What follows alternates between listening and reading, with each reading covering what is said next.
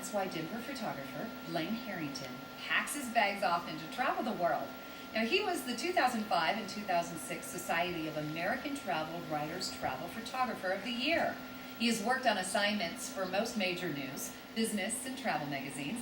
And with over 35 years behind the lens, Blaine has expert knowledge of Europe as well as most regions of the world. There's over 250,000 images from more than 70 countries in his archives. Blaine Harrington is back with us after 6 years ago. He last appeared on Colorado and Company. Where have you been, my friend? Nice to see you. Thank you. Happy New Year to you, and thanks for having me on again. Sure. I've continued to travel extensively since I was on last time, and have been around the globe a number of times, and everywhere from the tip of South America and Patagonia and Chile to Safari and Southern Africa, Europe, many trips to Asia, including what I did just recently in Dubai and Thailand, and close to home, things like 12 days rafting on the Grand Canyon. Just look at some of these amazing pictures. You live the life that most of us just dream about.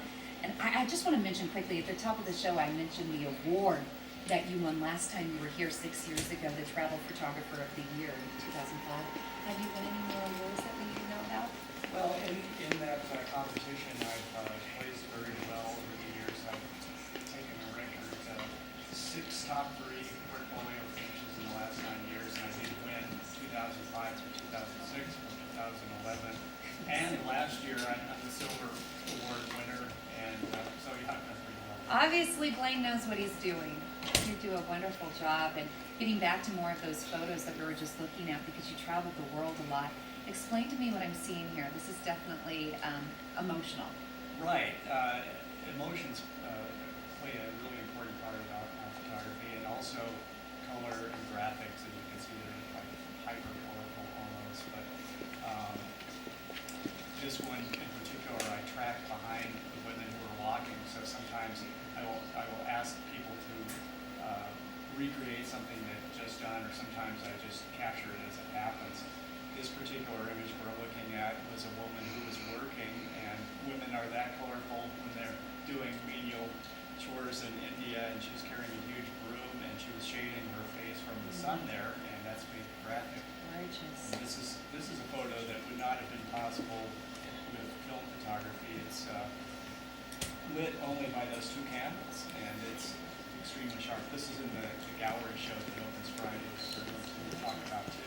This one's also in the gallery show, and it's, like you said, it's this Friday, Art Walk, January 7th, 6 to 10 p.m., and it's going to be at John Fielder's studio.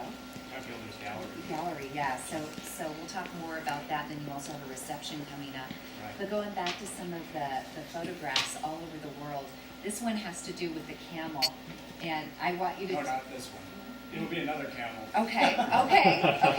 Tell me I about... like camels. He obviously does. He told me he kissed a camel before we went on, and I'm like, wow, did you lose a bet?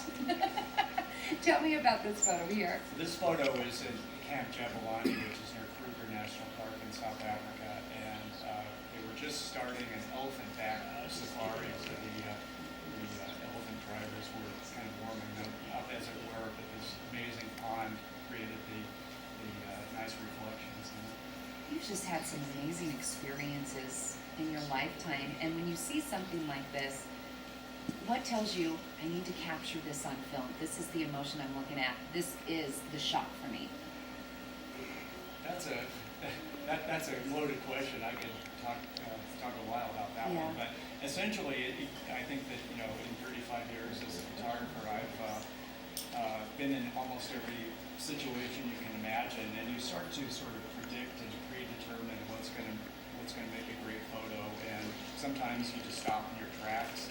There it is right then, but often it's pre-planning and going back and shooting at the right time of day, things like that. This one couldn't have been pre-planned. I mean, this one you have to go off the beaten track for it, don't you? Yeah, it's from a safari vehicle, and leopards are extremely hard to see, and this leopard just came right up into the right position behind that rock. This is with an extremely long lens, over 1,000 millimeter, with a flash to light its eyes up. It has incredible green eyes, and I have a huge print of that one at home. Actually, it's fantastic. I love it. Blaine, when you put yourself in these situations and you travel the world, in order to get that right moment and that emotion you're looking for, do you have to leave everything at home, like no texting, no email, no telephone? Well, I think that I wouldn't say it's a pet peeve of mine, but I think a lot of people get into their safety zone. I see it when I come back to the airport in the U.S. right away from traveling, is that everyone's zone is right here, and they're texting and phoning. And while I stay in touch with my family and conduct my business from overseas, I really think that you need to live in the moment and, just be focused on that experience and not be in such a hurry to communicate back home. There's plenty of time to do that. And I also travel a lot by myself, and it's easier to focus in on things. But one of my big things is making friends with people everywhere, and I hang out with the locals. And it's sometimes easier to do when you're by yourself. But I think those are the most rewarding experiences. I really feel at home everywhere that I go. And when they know, look at that, isn't that a great photo? My goodness. Where were you here in this photo? That's also in South Africa, and it's the babies that are surrounded by the mother elephants. And actually, I have a number of photos coming up next year, a year from now, on World Wildlife Fund calendars. That particular images, I think, is on a baby animals calendar. Beautiful. And going back to the relationships that you talked about, meeting people all over the world, once they find out who you are and what your goal in life is, and you're there to photograph the beauty, they accept you easier, right? They want to sit down and have that conversation with you. Well, yeah, and I carry a lot of gear, so I'm not anonymous. I mean, you can see me coming from blocks away, so I don't even try to bother blending in. I mean, you just see the big houses and stuff. But I'm on a mission. If I see you from down the street and want to take your portrait, I just make a beeline to you, and I already have figured out how I want to make the picture technically, and because the average person is not going to have more than about 20 seconds of time that they will give you before they're not interested anymore. Right. So. Wow. Well, okay, you're not only making good relationships with the people you meet across the world, but also animals. Here you are, puckering up, smooching that camel. Yeah, I was telling you just before that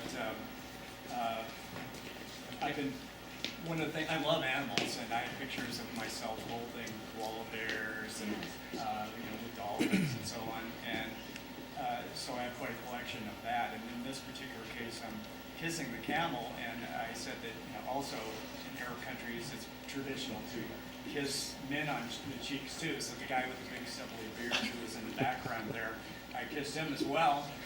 But the offshoot was that I ended up with a nice cold afterward from one of them. Let's hope it wasn't the camel. No, That's hilarious. I'm not one of those people who has the hand Purell sanitizer. or whatever. I just get right in there.